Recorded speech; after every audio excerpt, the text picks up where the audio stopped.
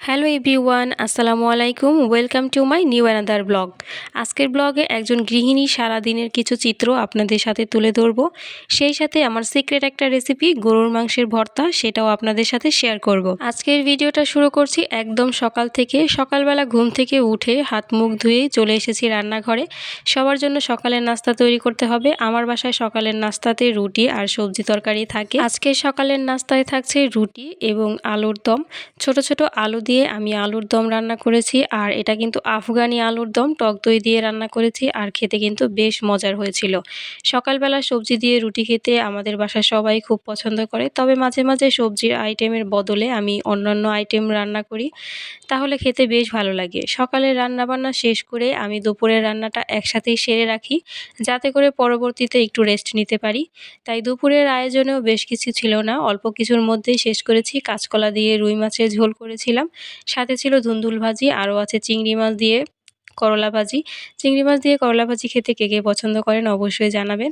তবে আমি যেহেতু বেশ কয়েকদিন যাবত একটু ডায়েটিংয়ে আছি, তাই তেল চর্বি জাতীয় খাবারগুলো একটু অ্যাভয়েড করছি। সেজন্যই আজকের খাবারের তালিকায় আছে প্রোটিন এবং ভেজিটেবল, এগুলোর মধ্যে কিন্তু কোনো প্রকার ফ্যাট নেই। বেশ কিছুদিন যাবত শোনা যাচ্ছে আদার দাম অনেক কমে গেছে। আগে 1 কেজি আদার দাম ছিল 200 টাকার ওপরে, তবে এখন কিন্তু মাত্র 100 টাকা কেজি আদা বিক্রি হচ্ছে।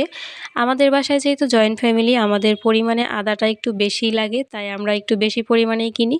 আদা রসুন সব মিলিয়ে আমরা 5 থেকে 6-7 কেজির মতো কিনে থাকি। তো সেদিন আমার কাছে বেশ আদাগুলো ভালো লেগেছিল, তরতাজা এবং ফ্রেশ। এগুলো কিন্তু একদম নতুন আদা, যার জন্য দামটা একটু কম। 100 টাকা কেজি হওয়ায় আমি 5 কেজি আদা নিয়ে এসেছিলাম। তবে আদা ছিলাটা কিন্তু বেশ কষ্টকর। যাই হোক, এবার আপনাদেরকে আমার একটা সিক্রেট রেসিপি বলে দিচ্ছি।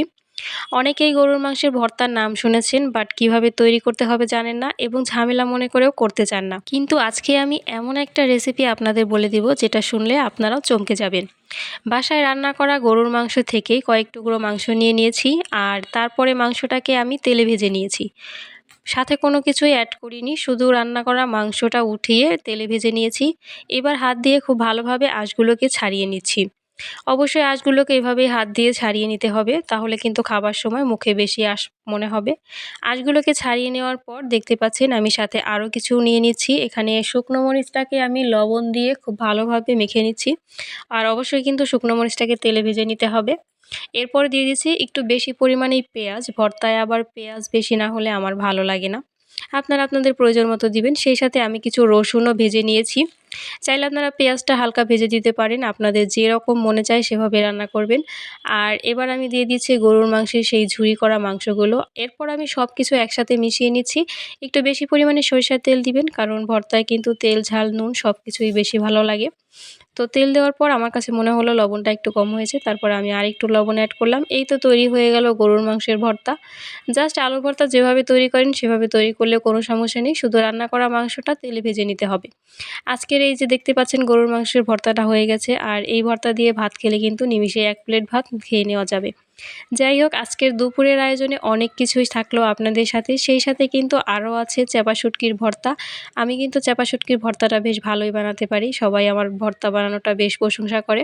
মাঝে মাঝেই আমি চাপা শুটকির ভর্তা তৈরি করে এরকম বক্সের মধ্যে রেখে নর্মাল ফ্রিজে রেখে দিই। যাই হোক, রান্নাবান্না শেষ। এবার যে আদা নিয়ে এসেছিলাম সেগুলো তো প্রসেসিং করতে হবে, কারণ এই নতুন আদা কিন্তু একদমই ফ্রিজে থাকতে চায় না। এগুলোকে সাথে সাথেই ধুয়ে তারপর ব্লেন্ডার করে ডিপ ফ্রিজে রেখে দিতে হবে।